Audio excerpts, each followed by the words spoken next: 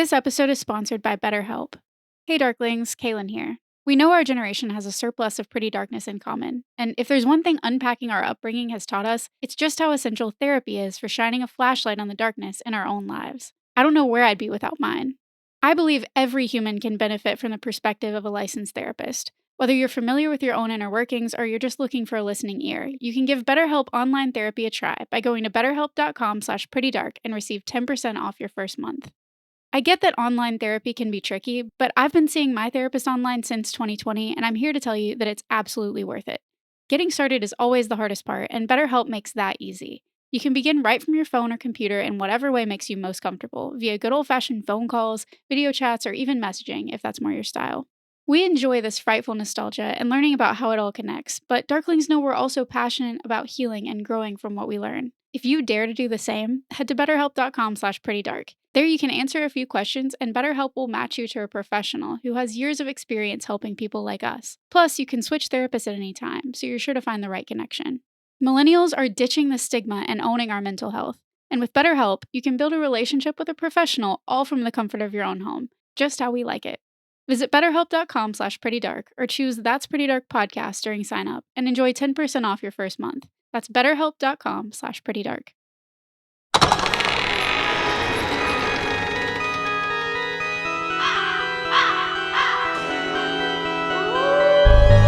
You're listening to That's Pretty Dark, The podcast where we talk about all the entertainment that scared us as children and still haunts us as adults. So grab your flashlight and join us as we take a frightfully nostalgic look over our shoulders and under our beds and in our closets. And together we'll realize, whoa, that's pretty dark.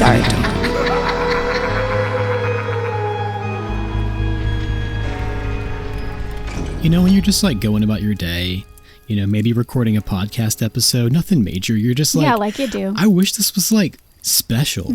I wish this was like an important day. Yeah, this is just so mundane, run of the mill. Yeah, and today's just another one of those days. There's nothing much going on in either of our lives. No, not at all. There's nothing really important about this episode that makes it a substantial milestone. We're out here super chill. Taking it real easy. That was a lie. Joke's on you guys. I mean, multiple gotcha. lies, not even just one. You lied your ass off.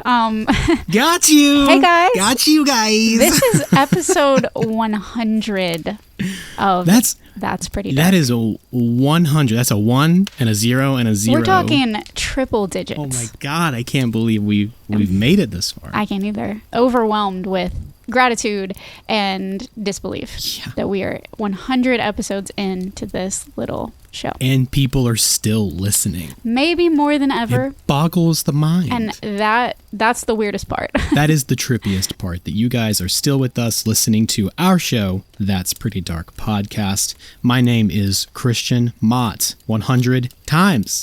My name is Kaylin Andrews, 100 times. 100 times! 100 times we have said that to each other. But this is the first time we're introducing one of our favorite people on the planet who absolutely made our childhoods what they were, and probably why we're sitting here today. It is why we're sitting here today. He is why we are here today. One of a few reasons, I'm sure. But we do want to introduce the legend, Mr. DJ MacHale, the DJ, to all of you. The MacHale. And if you are unfamiliar with him, before we get into this pre-recorded hangout, I wanted to share a little bit more about the man behind the campfire. Let's hear it. Coming up through creative film-based school assignments and then the corporate and after-school video ranks to eventually write, direct, and produce for shows like Encyclopedia Brown, Ghost Rider, Flight 29 Down, and of course, co-create Are You Afraid of the Dark, DJ has reached legendary status among the millennial set. His love of stories led him down a new path in the early 2000s, and he's now an acclaimed children's author and still going at it, having just announced his new book, The Paper Trail, which wasn't quite out yet at the time that we spoke to him, but I think it is out now. Yeah, I haven't checked. He's written several different book series. He is so deep into that world and so beloved by a whole new generation of kids, honestly, and people in his quest as an author as well. So yeah, Mason, our editor, actually knows DJ's works best because of his books. His books, yeah. It's amazing what he's been able to do and the worlds that he can create. And talking with him was such an honor because he clearly just has has the thing. You know, he has that such mindset. a prolific writer and thinker. He's such a storyteller, and it was amazing to get to sit with him, and I'm so excited to share it with all of you now. Y'all, come hang out with us. Come hang out while we hang out. Hang out with us. Hanging out with DJ MacHale.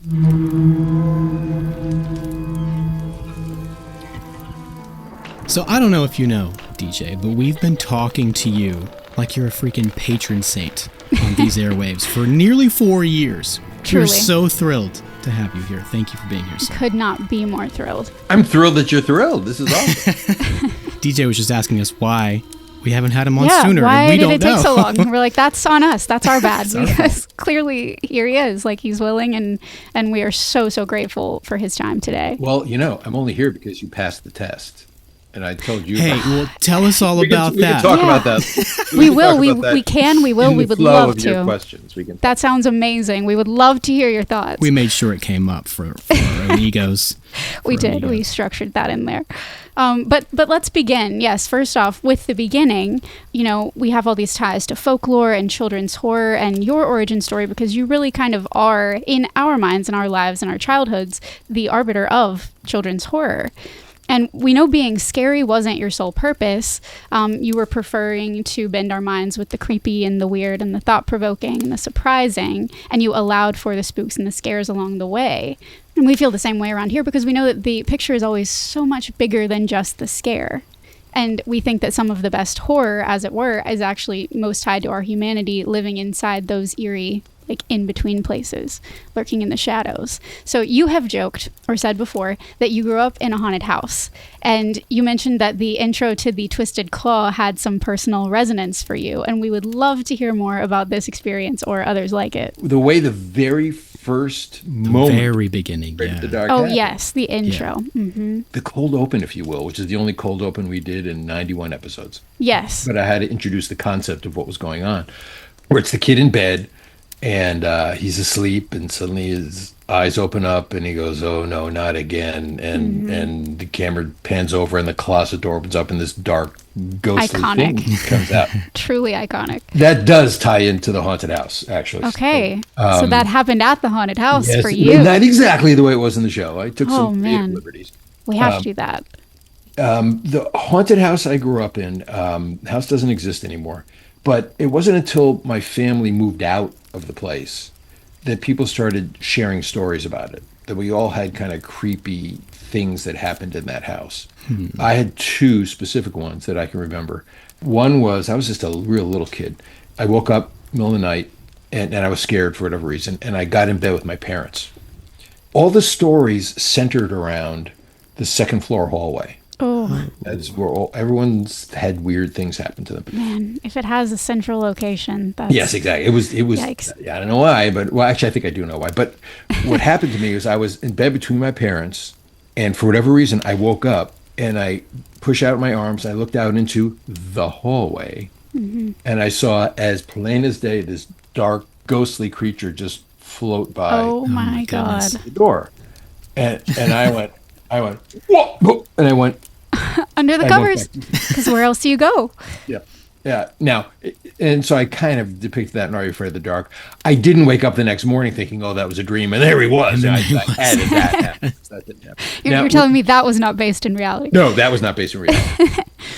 And we've also heard, related to that, you talked about your mom in the house where you grew up. We've heard that Dr. Seuss may also be partially to blame for this whole concept in your life. As well as And my ours mother. as well. I was scared of. As well as my mother. Yeah, there was the original title to the show, Are You Afraid of the Dark, was called Scary Tales. Right. And one of the many, or few, frankly, hoops I had to jump through with Nickelodeon was they said, "Yeah, we like the show, we don't like the title." I'm like, I got a completely new title. Oh my God, that's going to rest on whether we get the show or not. Yeah.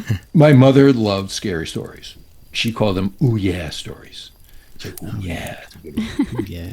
And she used to read scary stories to me. Crazy. But when I was a real little kid, one of them was a Dr. Seuss story called "What Was I Scared Of?" I loved that story. It scared me, but I loved it. And when it came time to come up with the new wonderful title for this Scary Tales show, I thought, I don't know, I liked Scary Tales. That was a good title. And it's like, well, then I thought that title, What Was I Scared Of? Because I remember that story. It's like, well, that's kind of, there's something there. Because at the time, Nickelodeon titles were interesting. Yes. They were long. Different. You can't do that on television. Clarissa Explains It All. Say that, Loot Your Shorts. They all told a story. It wasn't nowadays, all titles are like one title. Right. Yeah, that's true. One word, 1 or 2 words, yeah. It wasn't the trend at the time. Yes. Back then it was a paragraph. But I think Nickelodeon did it. I don't know. And yours was a question. Yeah. And, a paragraph, the question at the end. So the question is, what was I scared of? I was like, what was I scared? Well, I was afraid of clowns. But that's a scary clown show. That's too scary. That's too much. Yeah, it's all too much. And I said, well, I was scared. Well, most people are afraid of the dark. Or are you afraid of the dark? So it kind of was a play off of that story that my mother used to read to me and scare the crap out of me. That's amazing. Man, that's awesome. But I don't know if you heard, well, not that it matters, I can tell you anyway, but the true strange thing that happened in that house. I mean, because frankly, that ghost going by outside. That's not the strangest? No. Oh, no. Not by Oh, far. no. It could have been a dream. I don't know.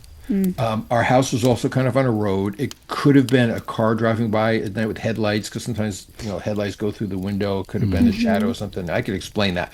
It was the wind. I could explain that away. The other thing that happened to me, I cannot explain away. Please share. Oh my God! So I was home alone one night. Now I'm an adult. I was 16 years old. I was in my bedroom, which is at the end of the hallway, and I was home alone. I had the door closed, and I had my guitar, my Stratocaster, and I was trying to learn a Jimi Hendrix song on my Stratocaster. Nice. Very cool. And I had the record on the record player on the thing, and it was Foxy Lady. Remember the song? and so I'm sitting there with my guitar and the amplifier, and as I'm playing poorly, I thought I heard something, and I took the needle up. It's like, well, what was that? That's weird. No, whatever. Put the needle back down, played a little bit more. I thought I heard something again. So I did it a couple of times. I'm like, is something weird with the record? I'm getting some dark music vibes. Oh. Yeah, well, sort of, yeah. So then the last time I did it, expecting to hear nothing, what I heard was as plain as day. Remember, my bedroom door is closed. It sounded like someone was sitting on the floor with their back against my door, stood up, and you can hear their back brushing against the door. And then footsteps walking away with a sigh. Oh. I was like, what? So horrifying. I did exactly what you're not supposed to do in horror movies. I searched the house. Yeah. We had to. Absolutely. You had to. We had to. I searched mine with a machete. I grabbed my machete and I walked through. I'll tell you what I grabbed. It was an old-fashioned house. And so it had this big, heavy, like, old-fashioned iron, the kind of like they used to put on coals. Yeah. That's what they, it was like a heavy piece of iron. I've got one of those around here somewhere. Right, yeah, those, like, they're doorstops now. Yeah.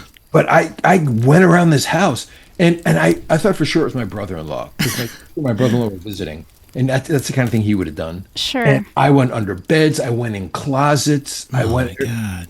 There was no one there. So we do know, as we started telling stories about the house, we do know that the people who owned the house before us, the McKeever family, it was Rose McKeever who lived in that house. She was an old woman that everyone loved, and she died in that house, and she died in my bedroom. Oh, wow. So I'm thinking Rose did not like Jimi Hendrix. She was tired maybe of not a fan. your devil music, your rock and roll. Or badly played rock and roll. At least play it right. She was right. Oh, wow. That's hilarious. Yeah, so that's that was my a real gosh. dream. Yeah. That's wild. That's incredible. So, all right, so Haunted houses. scary tales, though. It was our understanding that this was meant to be retellings of the original fairy tales, the true early scary tales for children. Was that not the case? Were you always trying to call Are You Afraid of the Dark scary tales? No. The original idea goes way back. I was hired by Ned Candle, who was my partner on Are You Afraid of the Dark. He was producing a TV series, and he was looking for a writer. And he saw an ABC after-school special that I wrote called Seasonal Differences. And it was this really, I don't know if you guys are too young to know ABC after-school specials. No, of them. We do reference them as a concept. Them, yeah. Usually maligning them, because they're so earnest. Yeah. But I wrote a handful of those. Earnest isn't all bad. And this was a really heartfelt. It was the theme was the separation of church and the state. Hey. And it was about a Jewish girl, a couple, high school Jewish girl, Christian guy, and they were breaking up over the fact that a nativity scene was being put on public property. And the guy's like, "Hey, it's Christmas." The girl's like, "Oh no, Wow. Yeah. So it was a really Very important. Well, it was, and it was good. And I It had is. no real good answer to it. Uta Hagen was in it. She played a Holocaust survivor. You know, it was Wow. like it was really earnest. It was really sincere. And it was actually pretty We good. need to re-air this. So Ned saw this thing, and somehow he extrapolated that whoever the guy was who wrote this thing could also write a silly comedy about a little boy who solved crimes Makes in a sense. fictional town. It was Encyclopedia Brown. Encyclopedia. Yeah, Brown, Encyclopedia Brown. I don't know how he made that connection. He was right, as it turns out. That's so Even funny. I didn't agree with it. I was like, You're like, what? He saw something. I'll take the paycheck, but I mean, yeah, Yeah. I'll give it a shot. That got Ned and I together. so And that's then- how he found you. He just knew of your work and hired you. That's That's cool. awesome. exactly. Wow. So we made Encyclopedia Brown. That show was actually pretty good. And then we decided, hey, why don't we do something on our own? Let's not do somebody else's stuff. Let's make our own stuff. And at the time, he and his other partners had created this. They made a deal with, of all things, a tobacco company, where they produced a video. Now we're talking VHS, a video about greatest sports legends. And the deal they struck with is, it was like a 20-minute video or something like that. And they were going to be giveaways on cartons of cigarettes. So if you ever bought a carton of cigarettes, not that anybody does that anymore for $dollars, but back then, this is late Yeah. 80s. Prime sure. advertising space. Yeah, absolutely. So they didn't even get paid for the video. They just struck a deal where they would get $1 for every one that was given away. And they made so much money. I mean, people were really buying cartons of cigarettes back Oh, then. absolutely. Yeah. So he said, let's come up with an idea that's inexpensive to produce. And we can find, it wasn't going to be a cigarette company, but we can find some kind of outlet like this and we'll make $1 million. And so that's when I said, I have this idea of fairy tales for lazy parents. Okay. Not scary tales, fairy tales. Fairy tales. And we get some old time actor who's out of work, and we put him in a big chair in front of a roaring fire, and you have a big book that said fairy tales, and he would read the fairy tales, and we'd record it, we edit it together, put it together, package it, and then any given night that a parent doesn't feel like reading to their kid, they could say, "It's bedtime. Okay, pop the tape in, listen to Morgan Freeman, Yeah. Yeah. telling your fairy tales." Genius idea. Or so we thought. Yeah. Until it came time to, okay, what are the fairy tales going to be? And nothing sounded good. It Yeah. was just like, oh, it's all been done 1,000,000 times, and Right. this is boring. I don't want. So Ned asked me the question that changed it all. He said, "What kind of stories did you like when you were a kid?" And I said, "I liked scary tales." Yeah. There you go. So fairy tales became scary tales. But then we didn't want to have some old guy telling scary stories to little kids. Right. That's a Okay. different. Like That's a the different thing. Crypt Keeper. It's a whole different vibe. We don't want to do that. Yeah. So it's like, well, who tells stories? Then they aren't scary. It's tell them around a campfire. Perfect. So suddenly the old guy goes away, campfire shows up, and it's like, well, okay, we just tell the tale. Why don't we show the tale? That's when the budget went up, and that's when it became a TV show. So Yeah. and we Wow. Nickelodeon. So that's really the. People wonder how things get made. That was a real daisy chain of events. Right. To Are You Afraid of the Dark? Happened. They often are, but all What is the that right ones. called? Failing upward, people say. Failing Yeah. up. You don't want this? Okay, maybe this instead. And I mean, Yeah, I yeah. like that it ended up being something that was kind of so important to you, or that you had been raised on, so to speak. Well, yeah, I mean, like people always say, so what's the best advice for a writer? It's like, write what you know, or write what you like. Yeah. What interests you most? Yeah. Yeah, because you're going to put yourself into it, and it's not going to be work, and then you're going to do something good. So so I really easily gravitated to writing those kinds of stories. So Yeah. that's what happened. And the it rest kind of is- seems like related to that, like the morality tale. You kind of kept some of that air of a fairy tale, right? It's always got the moral or the ideal at the end of the story, and it feels like that kind of carried through. Well, and I don't know if it's from. Believe me, I wasn't steeped in fairy tale-iana. If I had been, we probably would have stuck with fairy tales. Sure. But it was more a combination of already having written a number of shows for kids, and there's always kind of a message behind it that you try not to be too heavy-handed about Yeah. it. Yeah. And the true inspiration for Are You Afraid of the Dark, which was Twilight Zone. Yes. Those are all morality tales. Yeah. Absolutely. So those together is kind of what ended up being Are You Afraid of the Dark. it's things like this that has us researching into the past and history and figuring out how, all these ancient, folklore motifs or fairy tales or whatever, all these ancient stories that have been told for centuries, how they play a part in modern entertainment or, horror. Storytelling. And, something that's become apparent is it seems like the modern horror anthology, beginning with things like the Twilight Zone and Alfred Hitchcock Presents and all these things that created the horror anthology for what it is. And then, you and Goosebumps, et cetera, bringing it to kids. Tales from the Crypt, bringing it to the modern day. It's like, it seems like a lot of creators did have to kind of look back at all the fixtures of our, storytelling traditions even, and sort of start pulling pieces from them. And I feel like that's why so many of the same concepts have been used but updated and redone but like perfected in their own way depending on which creator was doing it.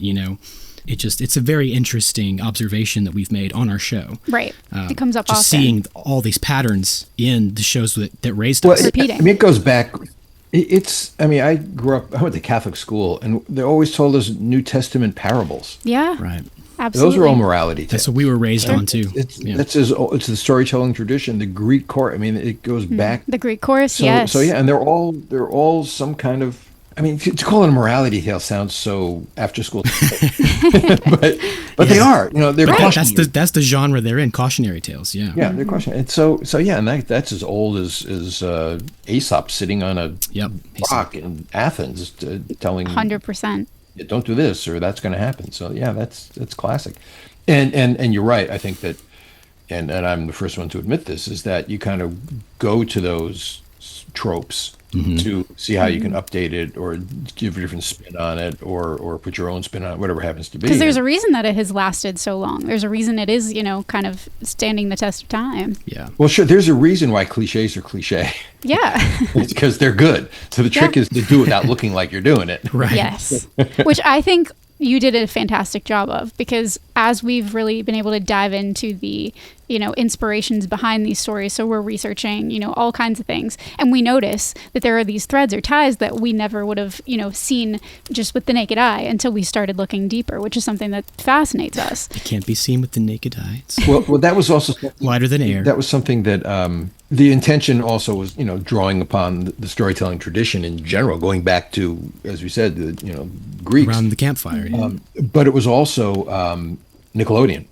They were so nervous that parents would be up in arms and at their door with pitchforks and torches. Angry mom. Right. They said, "It's best. You don't have to do it a lot. Just, but as best as you can, see if you can base some of your stories on literary antecedents."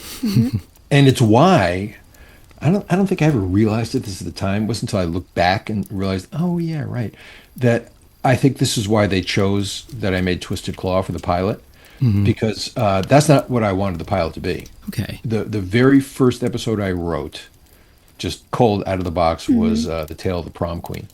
One of my very favorites. And I wanted that to be the pilot. That is exemplary. That is, to me, It's so good. that's the show. It's a quintessential campfire story. Yeah. In fact, it was sort of based on an urban legend from where I grew up.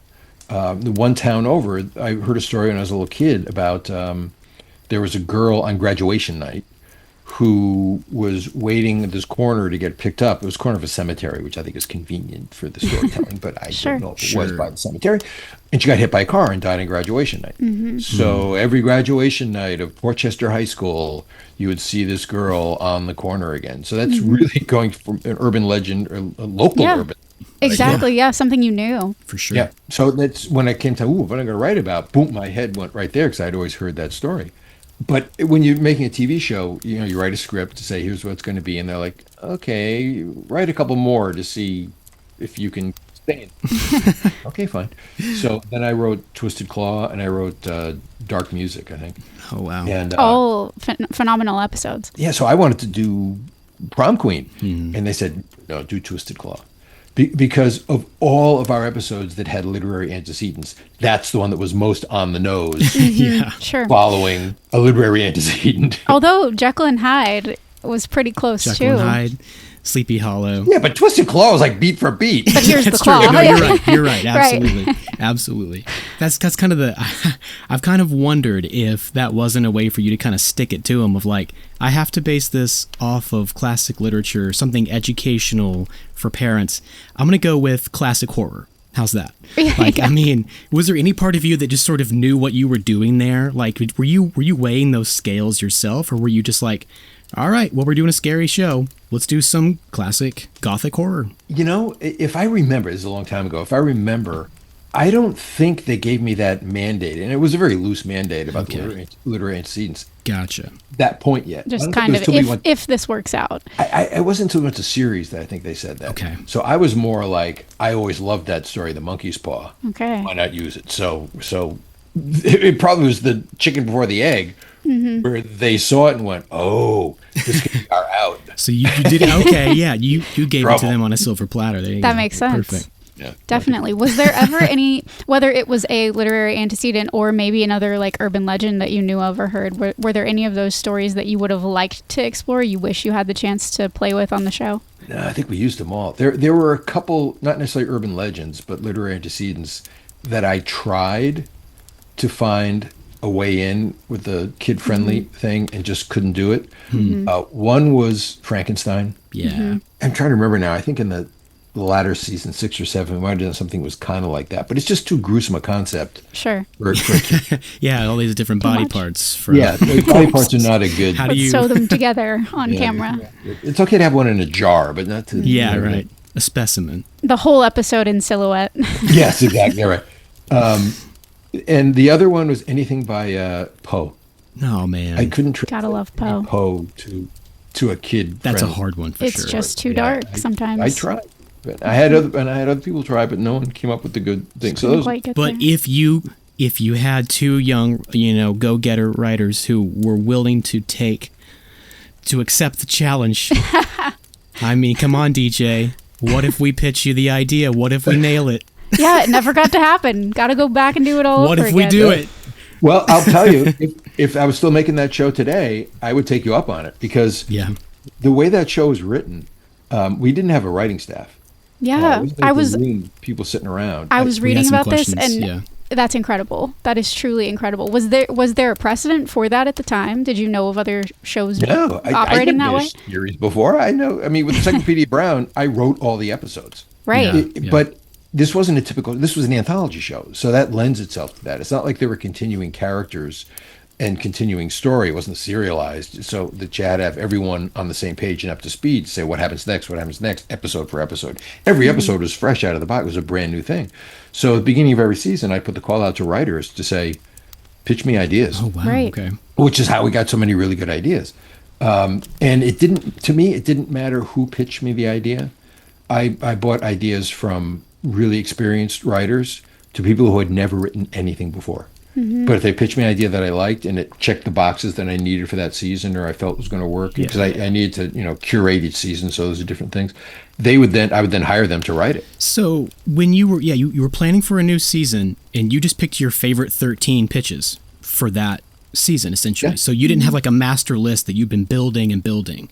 Nope. So, gosh, that's just crazy to me. That blows my mind because one of the questions I had was, looking at all the urban legends and ghost stories and classic literature, how much of this did you already have in your back pocket, and how much time did you spend in the library or the bookstore looking for collections? But it sounds like you just gathered from humans, not necessarily going and looking for it yourself. I did before the whole show started. In the beginning, I did a little literary search. Yeah. In fact, the Phantom Cab. There was a story called The Phantom Coach or something like that about a coach that went through the. So that was, loosely based. I think I've read that actually, not knowing it was connected, but yeah. I think I know what you're talking about. Kind of isn't, but just more title. But it's kind of a motif, out there. Yeah. So you never know what's going to spark an idea. Right. But that was the beauty of the show. Believe me, I turned down a lot of stories, and it's uncanny. And this goes with life. Is that it seemed like every season things were in the ether. So I get 4 different writers pitching me stories about haunted paper clips. Dude, that's how it goes. What are the odds of that? I mean, Just, that's it's how out it goes. there. whatever is out there That's so cool, happened though. at the same time. I'm convinced Mike Flanagan stole one of my film ideas when he made the Because season we've of done that, too. Bly Manor. He made the Yeah. whole season, and something that was not in the original Turn of the Screw story, total invention with the lake and her coming out of the water and everything.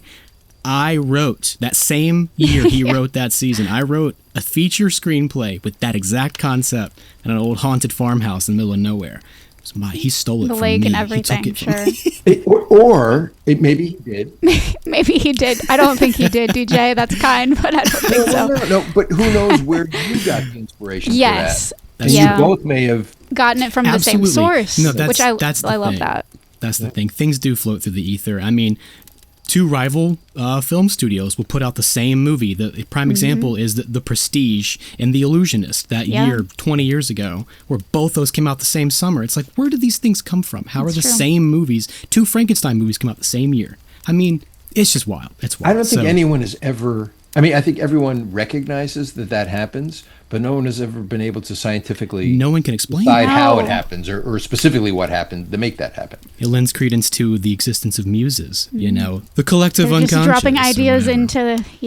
into our heads as they go. I think that's it. It's If you're there listening and paying attention, you're going to hear the music off in the distance. It will come to you. and how I don't know how musicians. I mean, there were only 7 notes. So how do yet. musicians not constantly copy things? Right. Yeah, you listening to Ed Sheeran? Well, I don't know. I as don't know you're, what happened. you don't know what happened. You don't know the story. I don't know what happened. I just know he got sued. That's it. Well, and I think pretty much all of them. Could do something or Everyone, another, anyone but could at any time because, yeah, like you said, 7 notes.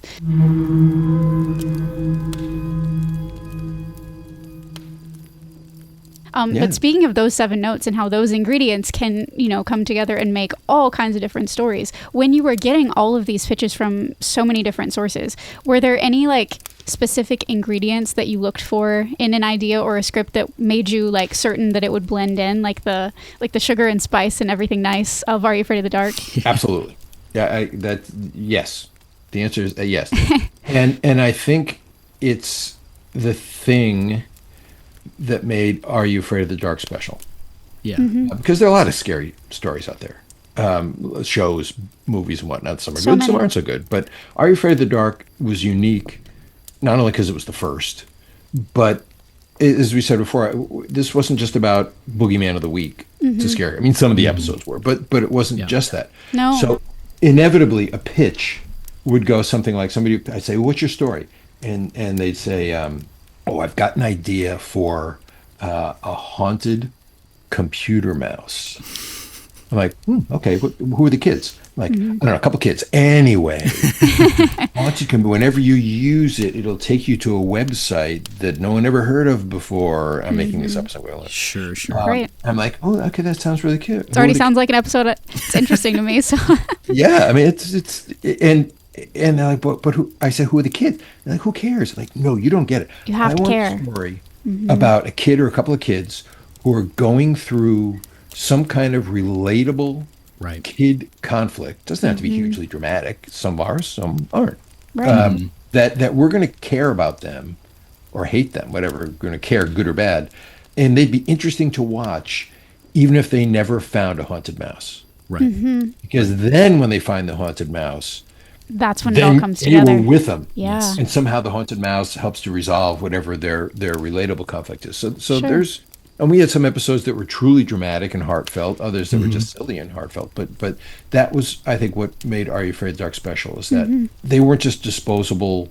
They weren't all just disposable. Right. Stories. You're like, oh, Yeah. so there was a monster in the pool. Okay. We knew why the kids in the stories connected to whatever magical, Yeah. supernatural thing, scary thing happened to them. We knew what the motivation was most of the time. Yeah. They were just like us in that they had their own backstory and, all of that they were bringing to the story. And then layer in the Midnight Society, that they kind of set that up for you. Right. To say, oh, there's a little bit of depth to what's going on here that kind of is enticing. So it really was a perfect storm of creating shows that were really unique. And let me say something I don't think I've ever said in a podcast before, interview. Please. And it was only until recently that I kind of thought about it and went, oh my God, that's remarkable. Are You Afraid of the Dark is a half-hour show. Mm-hmm. What that really means, it's a 22-minute show. Right. Because you have commercial breaks. Right. And then when you have a minute and a half of Midnight Society, it was usually a minute at the beginning, 30 seconds at the end. Now it's down to 19 or whatever. Mm-hmm. And then you have opening title thing, and then you have closing credits. These shows were only like 18 minutes long. So fast. These tales were 18 minutes long. Yeah. So in 18 minutes, we had established characters, established a situation, established a spooky thing. It regularly amazes us that you were able to. Yes. It amazes me now too. I'm like, gee, that was fast. And some of them, we needed more time to make it breathe a little bit more, and so they ended up being a little faster than I would have liked. But wow, to be able to do that in 18 minutes is it just shows you how long 18 minutes actually is. For sure. Yeah, even when we find ourselves like having a little bit fun with the content, making fun of it or whatever, we still kind of go, But how? Look at what he did with what he had. Like, can you imagine if twice the budget and a full hour with no commercials? Can you imagine how incredible? Like, he still did it in 20 minutes or less. And it was effective. Maybe it wouldn't have been as good. Maybe. Because a lot of the stuff is kind of tenuous, and it's kind of like, they did what? But you're in, you're out, and by the time you have a chance to think about it, it's over. Well, I think that's like, that's why it was so important to make the episodes character focused. Like if the story is character centric, horror, it's all high concept stuff. It's all really, really out there. Horror is what horror is, but the best horror is character focused. Yep. If you the can humanity behind it. The humanity inside of the horror. Like that's, we call it emotionally complex shit. We said that's the best horror out there. And I think for us, our appreciation of it came from horror catered to us. As kids, where we were, and it became very relatable to see other people just like us, facing similar fears that were very real for them. Whereas for us, it's imaginary. For them, they actually live it. So for us to kind of see that, it became an emotional connection for us with those characters to see how they would handle it. We put ourselves in their shoes and all that, all that fun stuff that horror is supposed to do for you to help you make sense of, reality, because life is horrifying. Often. I think this applies to pretty much everything I've ever written with kids or for kids. Yeah. About kids. It's the concept with all the morality, the various versions of morality and what's good and bad and all that kind of stuff. The one theme that goes through pretty much everything I've ever written for kids is the concept of self-empowerment. People make fun of Disney movies. It's kind of changed because they've really branched out. But they used to make fun of Disney movies. It's like, why do the parents always have to die? What is this? I mean, the hero's journey. We talked about that. We were just talking about orphans and the rescuers. We just did recently. Why is it always an orphan? Yeah. I'll tell you why. One is immediate sympathy for the character. There's that. You're on their side. You're on board. When I create characters, a situation, I put them into whatever the conflict happens to be, and then I cut off their avenues for help. Yeah. I mean, the first thing kids do, they go to their parents. Right. Well, parents aren't there. Boop, that door closes. Or I'll go to the police. Oh, I can't go to the police. Oh, I'm trapped here. It's like all these doors keep closing, and they realize the only way I'm going to get out of this is if I get myself out. That is such a good way to put it. Yeah. That's such a good way to put it. We had 91 episodes of that show. We got rid of the parents 91 times. We always talk about that. We go, where are these kids' parents? Where are the parents? Our explanation is that they're all latchkey kids, because that was that generation, the 60s through the 90s. We were all latchkey kids. Right. Parents? Did I have parents? I think I had parents. They were somewhere. Oh, as long as we were home by dinner, my mom didn't care where we were. Yeah, we could leave. We come could home be when the lights are on. Miles away, and she'd never know. Street lights. I've seen things on social media kind of speaking to that. It's like, how do these kids get out of the house at midnight all the time? Yeah. Like, well, first of all, I never said it happened at midnight. you assumed. You assumed. This happened after dark. I mean, one point they go to movies after the thing. So that's true. You're right. The midnight showing. Yeah. It's in February and it's dark at 5 o'clock. So, they can do that. But to your point, kids, they were on their own a lot. Kids snuck out, though. I mean, even if they want to argue that, they did. Kids snuck out. I never did, because I was terrified of the repercustions. But it was such a different time that people didn't have tabs on you 24/7. Yeah. And they didn't want to, even if they could. Probably. or if you're in my situation, I'm the third of three. And it's like that line from Parenthood where Mary Steenburgen is saying, you have that first kid, you're hovering over their crib and worry if they're breathing. By the time the third one comes along, you're letting them juggle knives. I was the third one. I was the third child. I just said this to my sister the other day. I have two older sisters, and I heard the thing that said, "I'm the oldest child. I make the rules. I'm the middle child. I'm the reason there are rules. Yeah. I'm the third child. There are rules." Yes. Yeah. I have two older sisters too, and they constantly complain that I got away with everything. You know, there's this weird running joke that I got to have all the gumballs at the little dispensers at the store. My mom would always give me a quarter. So my sister They didn't Lindsay, get quarters? No, Of course not. We were too poor for them to have gumballs. That was the story. So she's Just like, a little you want a Christian." gumball too?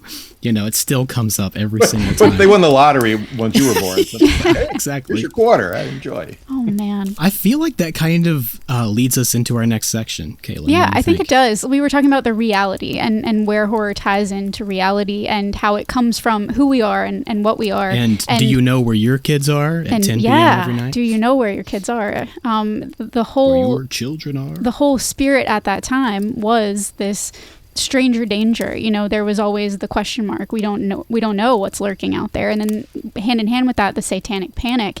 And we feel like shows like Are You Afraid of the Dark were greenlit by networks and by parents because all of these dangers and fears, you know, on screen, they had foundations in reality, but they were kind of more fantastical and silly. And you almost couldn't be scarier than the 6 o'clock news at that time. You know? Nothing you could put on cable TV could be scarier than that. And I feel like we've nearly exhausted the topics of the missing milk carton kids and the stranger danger, the kidnappings, vanishings. And we have often wondered, and now kind of talking through it, we hear that it's more just the way that we grew up, the way that we were all raised. But do you feel like any of those scarier elements or those more uncertain elements of culture were influencing you as you were creating Are You Afraid of the Dark? No, not at all. I don't think. I mean, I guess we have to go to particular episodes. Sure. It wasn't so much that I forget the supernatural part, because that could be whatever we want it to be. Right. But the potential real danger, if you will, the real conflict that might actually happen, never. I don't. Oh God, maybe you can prove me wrong, but I don't think it ever stemmed from something that you should really be afraid of. It was always about some personal thing. It's always some conflict, personality conflict with another character, or character flaw that you shouldn't be doing. You know, whatever happens to be. So I never wanted to depict something truly scary. Yeah. And we see that too. I think the thing that we think about is just in hindsight, there was so much darkness in reality at the time. And it is a different kind of darkness as we're talking about. But I think that the most important thing is what you were saying before about how what you were creating was more about self-empowerment than anything else.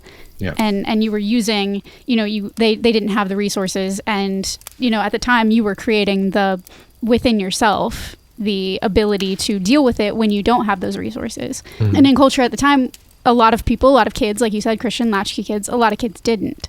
So it's really, you were doing the work to support the kids that were in those situations more so than being influenced by the culture itself, it sounds like. Well, yeah, and it's also, and we're getting to the whole society thing, but you guys are too young to actually appreciate this, but looking back on history, the 90s were a pretty sweet time. There wasn't a whole lot of, bad stuff that happened. We do look back on the 90s fondly. Fondly, we do. And with good reason. Yeah. With good it's not just the hazy golden glow of childhood. You darklings hear that? It's not just in our heads. DJ MacHale says it. I'll give you an example. There's a show, a musical, that was hugely popular called Rent. I love Rent. Rent is one of my favorite. It's probably my favorite musical. Oh, boy. Oh, no. I hated that show. Because Well, thanks for coming on the show. We'll catch you later.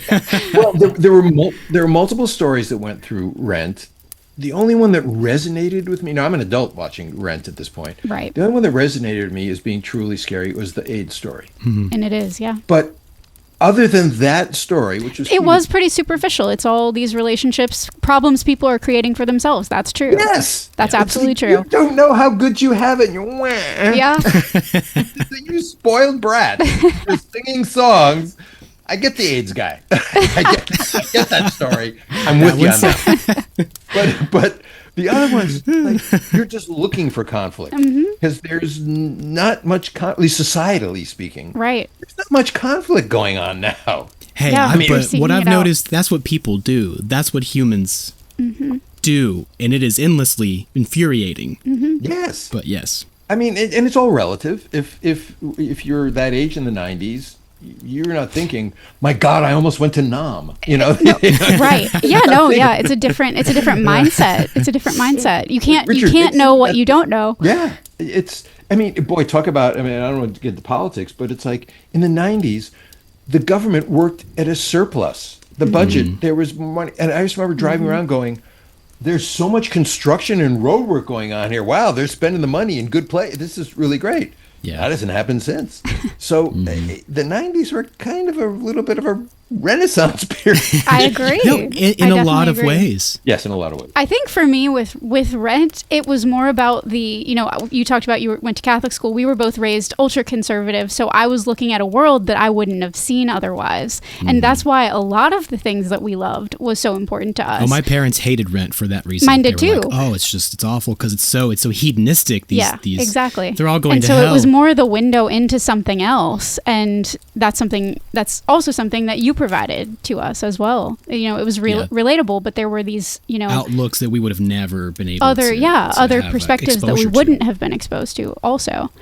And here I'm saying 90s it was a wonderful time, but it's still life, and there's still conflicts that went on, personal conflicts, and I mean that are timeless. That happened then, happened today. So those are the ones I tapped into more than societal. That's kind of what we've discovered too, is that the people creating the shows that we grew up on, we're always like, oh, you must have known at what you were, all the stuff was happening, you must have been connected to something deeper, and everybody's just kind of like, we were just making our show. That's what we were doing. And so, but like, what we've discovered in our research is just the patterns over time through the decades, and what seems to be, call it collective unconscious. It's like you said, it's in the ether. It's in the zeitgeist, and it's more subconscious than it is conscious. So we feel like you had your finger on the pulse of what made children's, entertainment, children's programming, and it's just crazy to hear that you're like, yeah, I mean, all that stuff happened, but the 90s was just the 90s, and we were just making a show. Well, and factoring into that is that maybe I'm just one-dimensional and shallow, but No. I made that show off and on for almost 10 years. Yeah. And I think of things like people say, oh, remember that show that was on the 9? Not my show, but show. I'm like, I never had time to watch TV. Right. That's what we hear. Yeah. I never had time to watch the news. I mean, I did. I was sleeping at the studio. I barely had time to go home. When was I watching children's TV shows?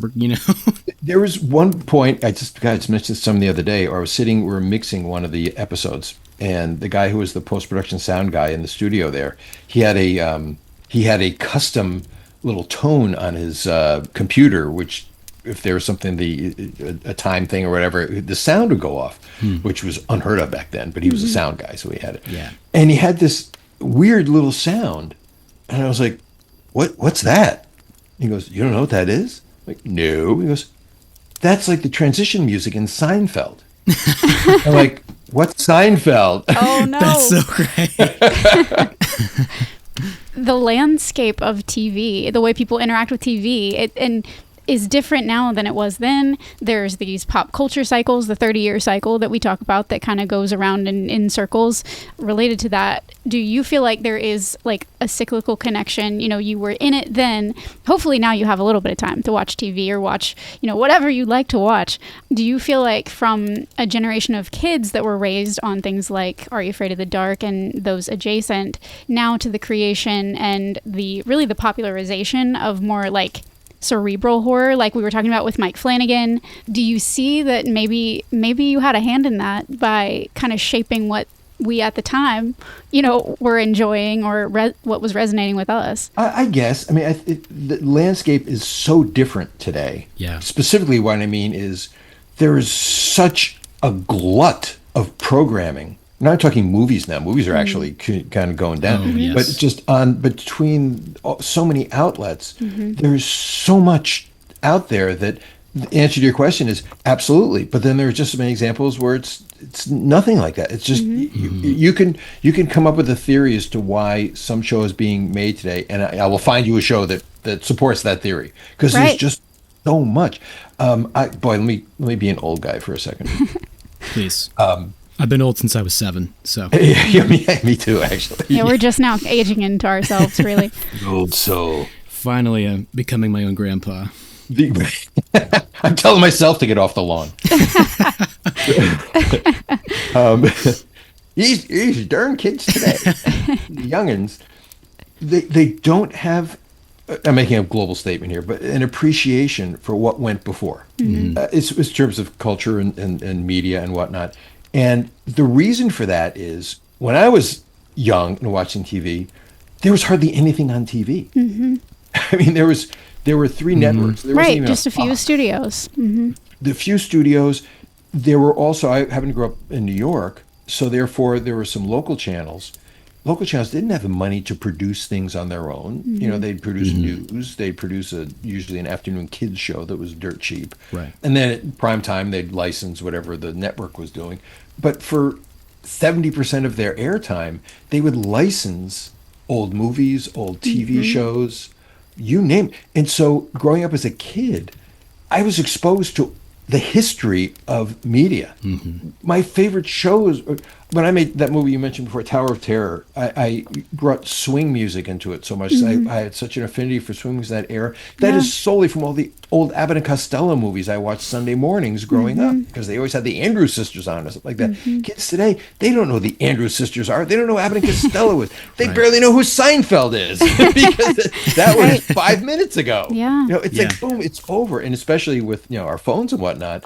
And if it takes more than 30 seconds to show, you're gone. So Technology is just, It's so different. you know what I blame? I blame a device. It all started with a device that was built or created the year I was born. The TV remote control. There you go. You didn't have to get off the couch. It got too convenient. You didn't have to stand up. Didn't have to look for Across it. the room, turn a plastic knob. You had to want to change it. Yeah. So, and the thing is, all those old shows that I used to watch, you can watch them today. But who's going to watch them? Nobody wants to. Just me, just Kaylin. Just us. In our house. It's people our age. We're the last ones. We talk about that. Yeah, like even when we were coming up, there were your summer blockbusters, and everybody saw all those movies. Saw them. Everybody saw the same movie. We had Nick at each Night, year. so it was on a smaller scale from what you're saying, but it was closer to that in the 90s than it is today. You know, we had Nick at Night. We were getting the reruns constantly. I felt like I was more exposed to that stuff, and that comes up on the show all the time, because we'll see, even in, you know, like Looney Tunes, we see different cartoon, you know, legacy things come down. And we're like, I know what that is, or I know what they're referencing because I saw that, you know, rerun. Or because our parents wanted to share that stuff with us. Now there's just a surplus. There's too much. And oh my God, I read something the other day that just tore my heart out. HBO pulled all of the classic Warner Brothers cartoons off their air. No. What? So those were cartoons made for adults. Yes. It's a They were only huge shown piece of in the history. You'll probably appreciate this. I distinctly have this memory. I remember, you know, I spent so much time watching Tom and Jerry and old, you know, all those old cartoons. Sure. My dad worked a whole lot when I was a kid. He still does. He's still at it.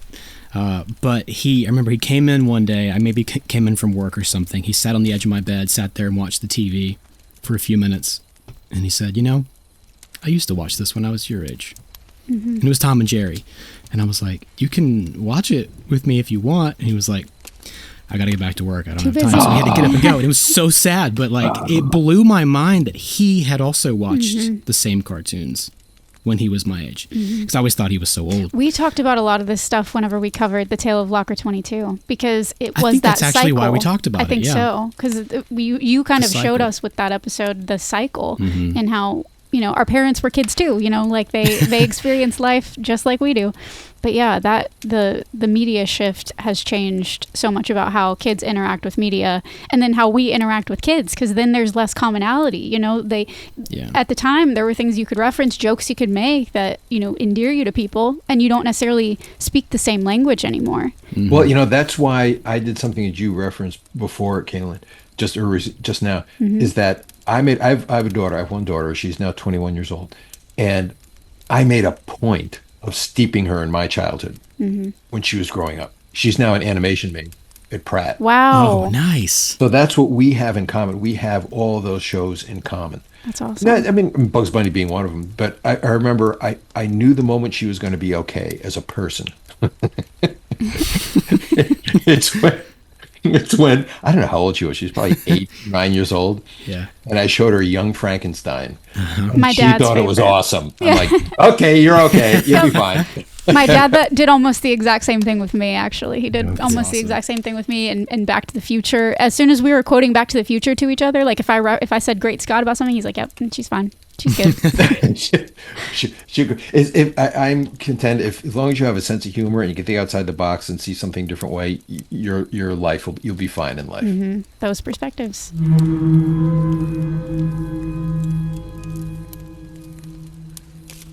I have a real question. Seems like a joke question that Uh-oh. we don't have written down, but with all this conversation, just from my own personal knowledge, do you think genuinely that a children's horror anthology could be made today that wasn't just a reprisal of It's a good question. what was made 30 years ago? Well, they have been made. There are a number of them that have been made. Have they? I don't know why they don't get more notoriety. And I think it's because it's all the things we've been talking about. It's a different time. Things just get lost in the clutter. Sure. And at the time, Are You Afraid of the Dark was the only game in town along those lines. So suddenly it's more memorable. But yeah, there are. So there are some. R.L. Stein has more shows on the air. Oh my gosh, yeah, that's true. So yeah, so they're So it's still being made. It feels to me, though, the ones that I've seen anyway, I can't speak to all of them, but like a lot of the ones that I've seen, it feels a little more grown up. Like for some reason, Are You Afraid of the Dark felt very accessible, and we were very young children. You know, I watched most of it in reruns. We were very, very young when it was originally on the air, but like That's true. I was still, 7, 8 years old, and it felt accessible to me. And I feel like some of the things today are a little more elevated. They're more like teen oriented or driven. I don't know. That's probably just a market thing, but Well, even I had nothing to do with the reboot of Are You Afraid of the Dark, but even looking at those shows, I only watched the first season, but it felt like just what you said. It was a little bit more. I mean, there were episodes of Are You Afraid of the Dark that were more teen centric too, but Sure. but it was all over the map. So, but just even the style, the look, yeah, it the was look much and the more- feel. It's weird because we talk a lot on our show about how you and creators like you weren't writing down to kids. You were kind of just expecting, for us to meet you where you were, which we credit all the time with just how we think and how that benefited a generation of kids. And I think it's so strange because we're saying now, these shows, it seems like they're geared to teens, but I don't feel like they do that. I still feel like now they go down to the teens as opposed to just this status quo of humanity baseline that kids were rising to meet back then. Yeah, I agree. I like to quote Ned, who, when someone would bring that up to me, he'd say, "Yeah, we write for adults and cast short people." Yeah. That's good. And that's how it feels, but that it's so interesting to me, and I guess it is just like a look and feel thing, but to say that the reboots or any of these horror anthologies that may be around now feel like they're grown up, but they don't feel as mature. Yeah, it's odd. It's odd. It's such a Well, hard that thing to means- describe. They're throwing technology at it. They're throwing like slang, like Gen Z slang. It's almost goofy. It doesn't Yeah. feel relatable. It I feels think that, silly. Yeah. It feels Well, very, then again- very stilted and like People yeah. our age watching Are You Afraid of the Dark may have felt the same way 30 years ago. Like Right. who knows? They may Right. have been like, that's for kids. That's silly stuff. Well, I tried very hard not to use slang. You kind of made up your own slang, did you not? Sometimes. Sometimes we're like, that's The not insults. that's not a common Particularly, phrase. we like to track the insults because they're very fun, Yazib. and we try to incorporate them in our vocabulary and or call each other. the Zeeb.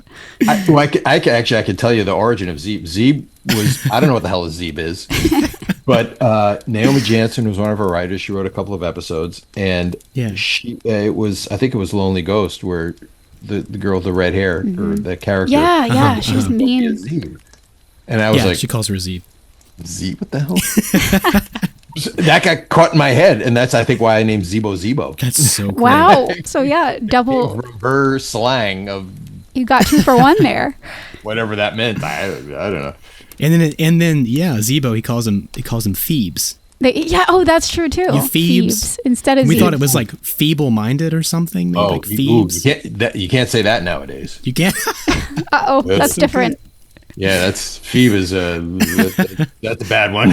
But that's I fine. tried not to use slang because Yeah. one, it doesn't resonate well because kids know it's like, I know a grown up wrote this and they're trying really hard to be cool, They're trying to sound hip, yeah.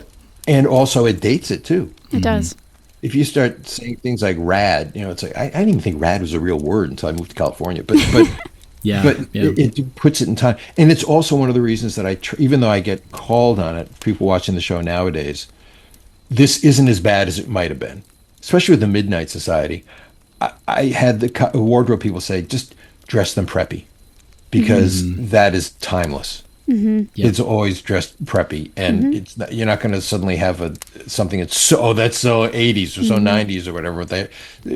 We did that too, but not extreme. It wasn't extremes. And you could look at it and say, oh, that's such a 90s outfit, that whatever, it's so grunge, whatever it is, but it's not overt. No. And you can kind of slide by a little bit. And that's true. I think the one time that we even have commented on something looking so 90s was in the Tale of Locker 22 when it was supposed to be. Yeah. And it was in juxtaposition to the 60s. So you had to dress them 90s. That's the only time I think that that's come up for us, where we're thinking that it was dated in terms of wardrobe or anything like that. Yeah. It never feels that way to us. But this is a great transition into our more Are You Afraid of the Dark specific questions, because we've got quite a few. These are the ones I'm afraid of.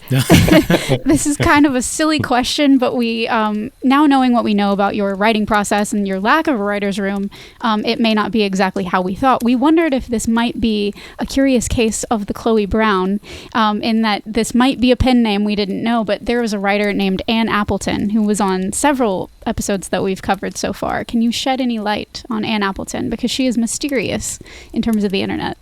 Yeah.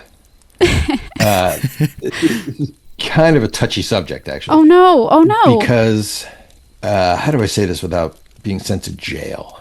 Oh no.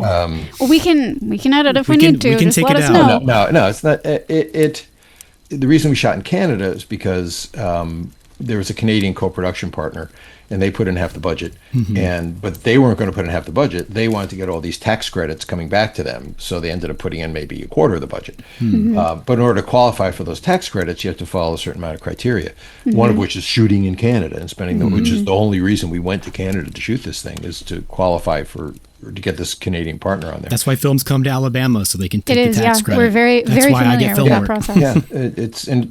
Yeah. So if people say, "Oh, it's a Canadian show," I'm like, a lot of Canadians, really great Canadians, worked on it. But there were. Let me just say generally, there were a number of pen names that were used in order to slide under the tax credit. I see. Chloe Brown being the number one. Well, you don't have to say anymore. We can further deduce. But that we makes just sense. always wonder. We were like, Ann Appleton. That sounds fake. That sounds made up. We know that you've talked about Chloe Brown online before, so we're like, surely he would have talked about it, but maybe not. You can keep some secrets. We'll allow it. Chloe was my cat, and Brown was an in-law's name. Perfect combination. Nice. If you see Chloe Brown, I wrote it. Christian, you have a very specific question, and this leads into how we passed your podcast litmus test, which we were just so thrilled and grateful to do. Yes. With the Midnight Madness. Yes, we passed your litmus test for Midnight Madness, and you're welcome to sing our praises all you want there. We had a lot of fun with that one. It was a really important one for me to do. I love Nosferatu. I love everything about it. But Pied Piper, Transylvania. Did you know about the immigration theory with the history of Hamelin, Germany, and the immigrants to Transylvania? No, is that the origin for Pied Piper? That is a theory. That is the leading theory about what actually happened to those children. Where did they go? So what's the immigration connection? There's a lot of history there with Genghis Khan and that region, the Baltics and everything over there, like, different wars with the Slavs and everything. Eventually, that landscape was decimated by wars, specifically because of Genghis Khan in Transylvania. And so they literally sent recruiters to overpopulated parts of Germany to then basically pay people off, invite them to move into the region and recultivate the land. Take their children. And the specific theory with Hamelin is that it was overpopulated, people were starving, and so either the children of Hamelin were people that took this guy's money and were sent away, or a lot of the parents had too many kids to feed, sold their children to this recruiter who then took them off into the distance and never saw them again. And so that's kind of that generational trauma, generational guilt and worry and concern over what happened to my children. Thinking you were doing the right thing, or just wanted the money or whatever, the guilt sets in later. And that's kind of where the legend comes from. But sort of the proof there is that there are a number of surnames in the Transylvania and the Slavic regions over there that originated from the Hamelin part of Germany. So they know there were people there that had the same family names. So there were immigrants there. But that's kind of the leading theory, is that residents of Hamelin were used to settle in Transylvania. And so that's what I was thinking.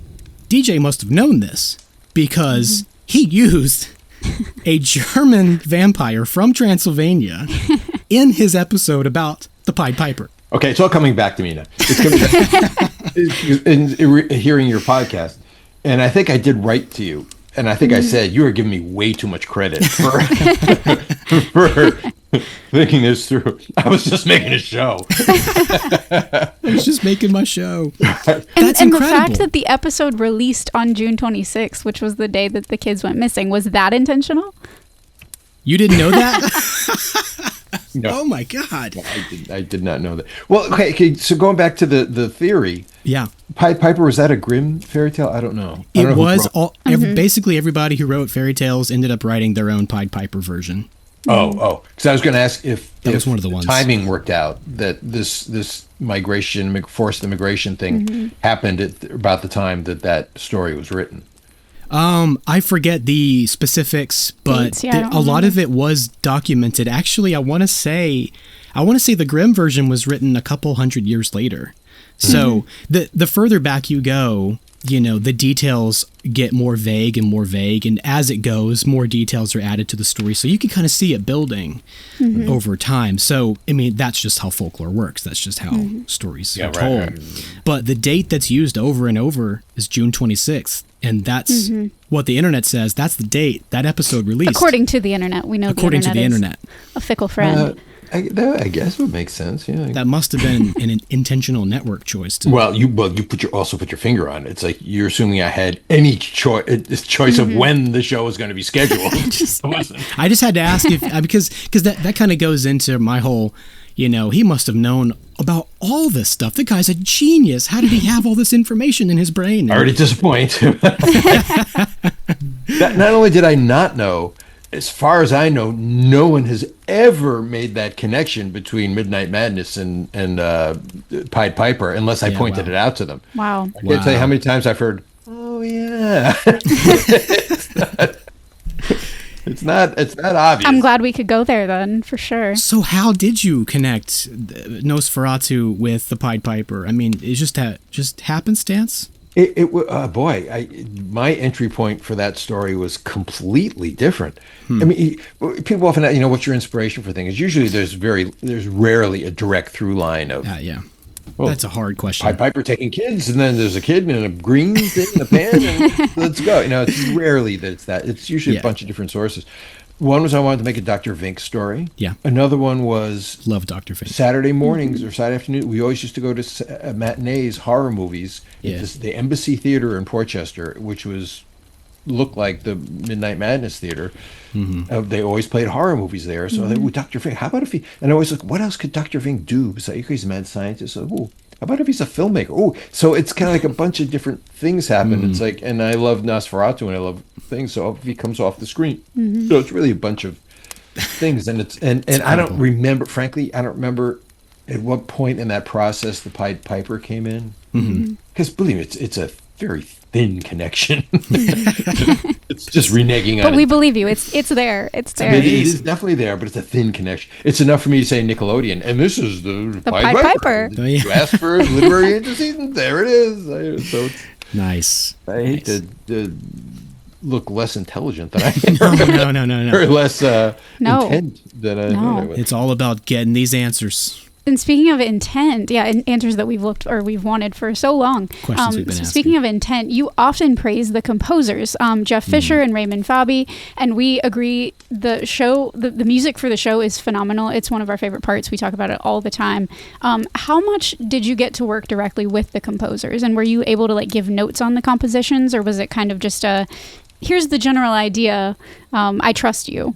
Nah, they hated me. They respected me, but they hated me because I was a total control freak. Yeah. The way it would normally go, I mean, these two guys, I can't say enough about these guys. When you think about it, they're not only composers, they're also the performers. I mean, we didn't have the London Philharmonic.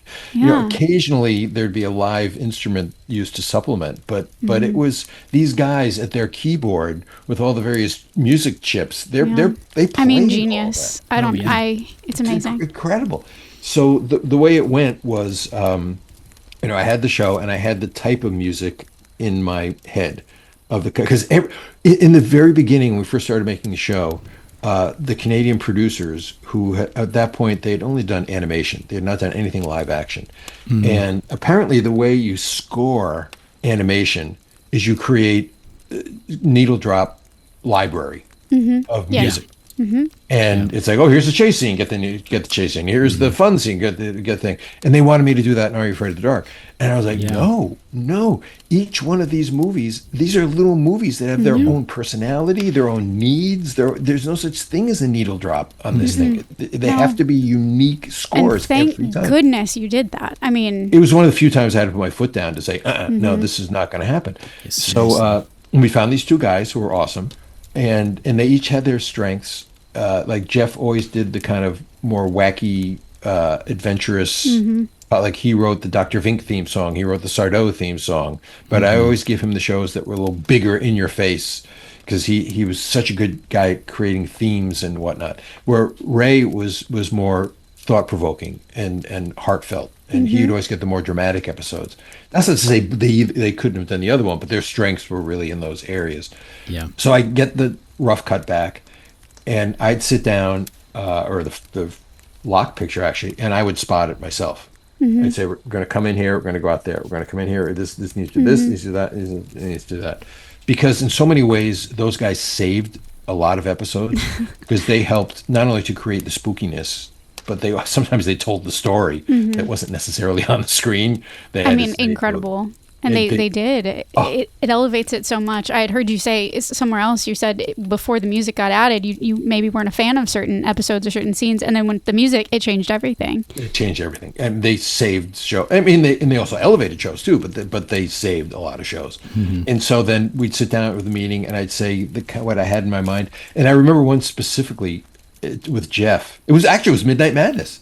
Yeah. There's a sound, I don't know what it's called, but it's a sound you often heard in old black and white movies. Black and white spooky movies. Yeah. And he called the instrument, and it took a while for me to describe it because I would say it and he'd go, well, he calls it an O Martineau. But that's a French term, I think. But there's probably another. But Is it the theremin? It's a theremin. Yeah, it's a theremin. I love a theremin. That's my favorite spooky instrument. It's classic. My favorite. So I said, I think we have to get my that. favorite spooky instrument is a theremin. It's theremin. So funny. It's the number one spooky instrument. It is, yes. And that in a music box. But Yeah. and so I said, this is the kind of what we're looking for. And then they would take it. And these guys were such genius. They would take my initial concept and they would make it. And it was unbelievable. I mean, that's great collaboration. You said they may have hated you, but to your credit, not everyone can do that either, to be able to describe what you needed musically and to get them where they needed to go to then have that jumping off point. Well, one of the things that they were so good at is that, because I'm not a musician, I can strum a guitar, but that's it. But I can't use musical terms. I'm in the same boat. You're like, you know how bad you have to be to annoy a ghost? That's how bad I am at music. I can reference other movies. I can reference the spooky sound, but I had to use words that they then had to translate into music. And I love that process. That's so cool to me. And for me too, because when suddenly those words that I use come back and I'm like, wow, that's awesome. That is what I said. I did say that. Did I say that? Yeah. So in the Tale of the Silver Sight, we haven't made it there just yet on our show, so forgive us if these are fuzzy details. Spoiler alert. Spoiler alert, Darklings. But it is revealed that the original Midnight Society was founded in 1937, and that they're the ones responsible for clearing the area and the storyteller chair and all that. And Gary, as a character, we love the character Gary. Both of us always have throughout our lives. We look up to Gary so much. He's a role model. But he seemed really serious about the rituals, and we always loved the element of the ritual of the Midnight Society. We were wondering if you ever had thoughts about how this Midnight Society tradition was passed down to Gary's society and beyond that? Because like, are there bylaws? Are there officers? Is there a charter? Because we want to join, so we need that information. I think, well, yeah, because it does, going by the Silver Site, I mean, there's kind of a leap in time. There's a period that we're not following the Midnight Society, from back the original to, but the original doesn't really come out until the end. Well, I think if this were real, it's the bylaws, the traditions, the rituals, if you will, they go hand in hand with what they do around the campfire, which is the oral tradition. So nothing's written down. It's always been there. It's always been spoken. They say this is what we have to do. I mean, there were some episodes like when we'd bring in a new member to be inducted. He'd say, "Yeah, I know what I have to do." It's like they have to tell a story to be inducted. They have to tell a story, and they have to, with the midnight dust and all that kind of stuff. I had a fun experience when we did season 6. There was a break between season 5 and season 6, and we had mostly a new Midnight Society come in because the kids are now parents. Right. Kind of grow up, except for Tucker. He's the one continuity I can bring forward. Yeah. And it was really fun for me to bring those kids, those actors, to the campfire set for the first time, because certainly Daniel Tucker did, but these kids grew up with the show. Right. They watched the show, and suddenly they're you had that experience. You're inducting people that know the gravity of the situation. One of the people we cast in the Midnight Society was Alicia Cuthbert. Alicia, I said, "Okay, here." She goes, "I know what I do." And she sat down in the chair. He says, and then when it's time to tell a story, and there it is. And she pulled the bag out of the stuff. She goes, "It's all here." Yeah. Oh man, the tradition had been passed down to them literally. Yeah, quite literally. Watched the show. I didn't have incredible. to direct them. They knew exactly what to do. There's like a whole new level of reverence for the campfire at that point. It is. I mean, that lore, and we feel it too. We talk about it all the time. That's something that and it's why it's such a big deal for us to talk to you today, because that was our lore. We felt like we were the Midnight Society. We would have been those kids in the woods. We got to come to the campfire. We not been, 6 years old, 7 years old. That was what we wanted to be. They were you. They were actors who watched the show, and then they got to step into it for real, which was really pretty cool. The one kind of funny thing that came from it was one of the guys, Dave DeVoe is his name, the actor. He played Andy in that Midnight Society.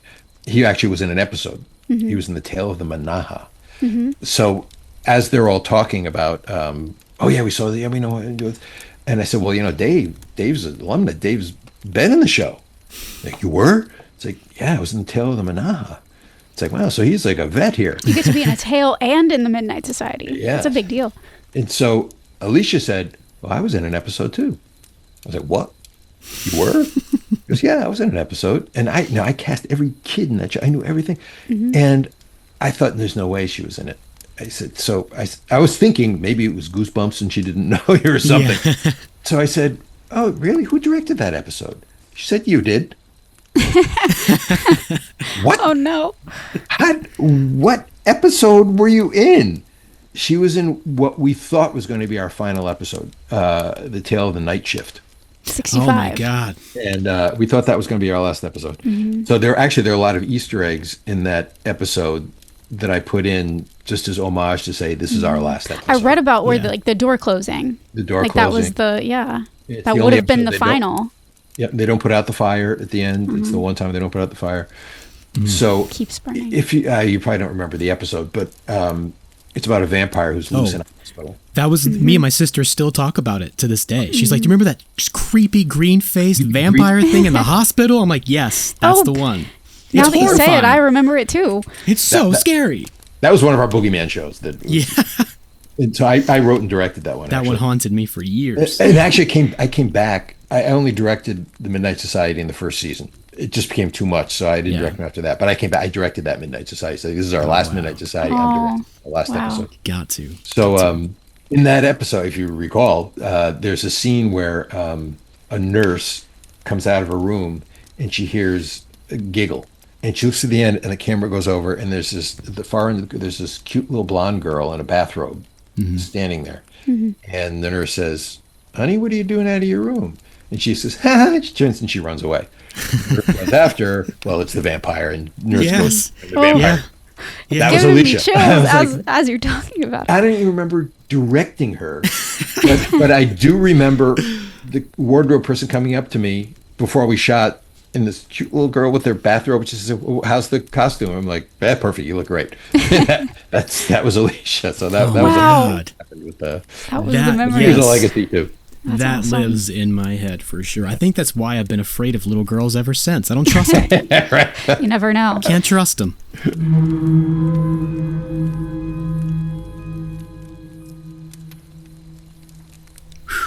Well, I mean, we hate to leave off there, but we have to save something for part 2. I felt just like you all are probably feeling right now whenever Christian sent me the episode, because I was like, really? Yeah. That's all?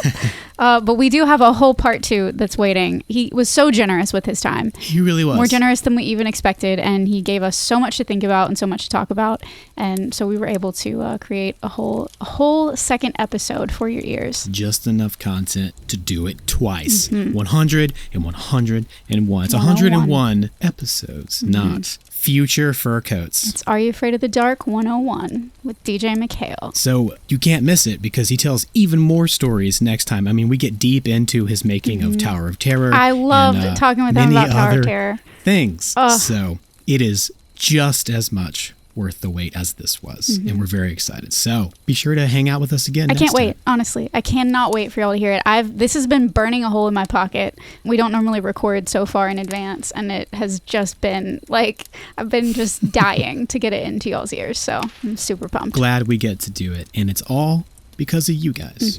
That's for right. showing up and listening to us.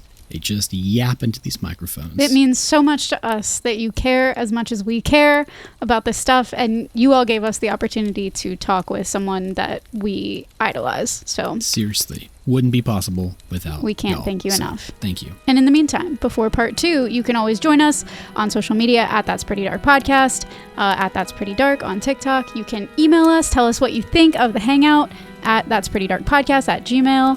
If you really, really, really liked it, you can find us on Patreon at patreon.com/TPD podcast and give us some of your hard-earned dollars. You're going to want to do that because as soon as part 2 drops, basically I think I'm just going to go release the whole video interview. Yeah, why not? Just the whole thing. Why not? So everything that I cut out, going to be there. Wow. You can watch us be sweaty and nervous and jittery. Yeah, I was practically floating in my chair. Basically. Nerves, anxiety, and just the thrill of it all. You can watch our faces and just stare at that handsome Stare at man his in face. awe.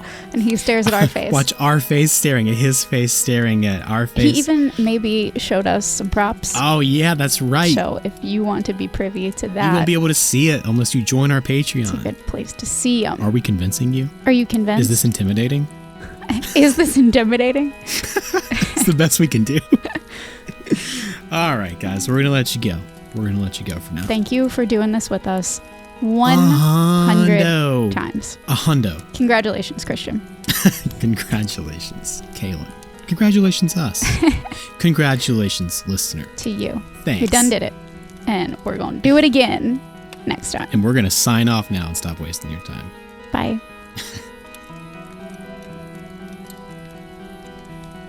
That's Pretty Dark Podcast is produced by Kaylin Andrews and me, Christian Baxter Mott.